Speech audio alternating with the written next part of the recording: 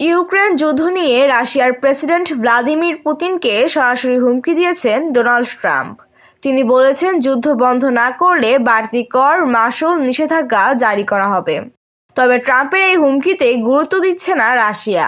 দেশটি বলেছে, ইউক্রেনের যুদ্ধ শেষ করতে রাজি না হলে মার্কিন প্রেসিডেন্ট ডোনাল্ড ট্রাম্প রাশিয়াকে নতুন নিষেধাজ্ঞা ও শুল্ক আরোপ করার যে হুমকি দিয়েছেন তাতে বিশেষত নতুন কিছু দেখছে না তারা।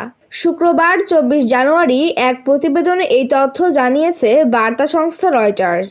বৃহস্পতিবার ক্রেমলিন বলেছে, প্রেসিডেন্ট ট্রাম্পের অধীনে রাশিয়ার প্রতি যুক্তরাষ্ট্রের নীতিতে বিশেষ কোনো নতুন উপাদান দেখা যাচ্ছে না।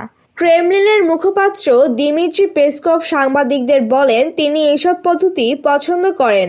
অন্তত তার প্রথম প্রেসিডেন্সির সময় তিনি এগুলো পছন্দ করতেন।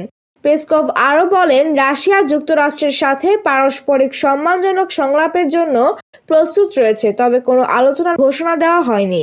মূলত রাশিয়ার পক্ষ থেকে এই মন্তব্য এমন এক সময়ে এসেছে যখন হোয়াইট হাউসে দ্বিতীয় দফায় প্রেসিডেন্ট হিসেবে ট্রাম্পের 4 বছরের মেয়াদ শুরু হয়েছে।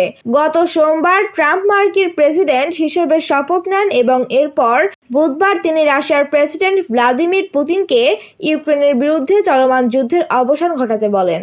তিনি বলেন, অন্যথায় যুক্তরাষ্ট্র শিগগিরই পশ্চিমা দেশগুলোতে রাশিয়ার যে কোনো রপ্তানির উপর নতুন করে উচ্চমাত্রায় কর, শুল্ক ও নিষেধাজ্ঞা আরোপ করবে। যুক্তরাষ্ট্রের প্রেসিডেন্ট হিসেবে দায়িত্ব নেওয়ার 2 দিন পর ট্রাম্প সামাজিক যোগাযোগ মাধ্যমে এক পোস্টে পুতিনকে বলেন, তিনি রাশিয়ার ক্ষতি করতে চাইছেন না এবং যুক্তরাষ্ট্রের ভুলে যাওয়া উচিত নয় যে রাশিয়া দ্বিতীয় বিশ্বযুদ্ধে যুক্তরাষ্ট্রকে জিততে সাহায্য করেছিল।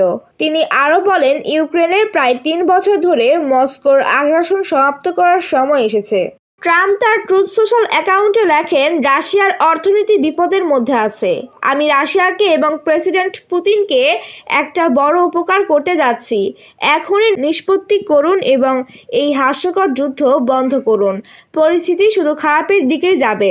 ট্রাম্প বলেন, আমরা যদি শিগগিরই একটি চুক্তি না করি তাহলে কর, শুল্ক ও নিষেধাজ্ঞা আরোপ করা ছাড়া আর কোনো উপায় থাকবে না।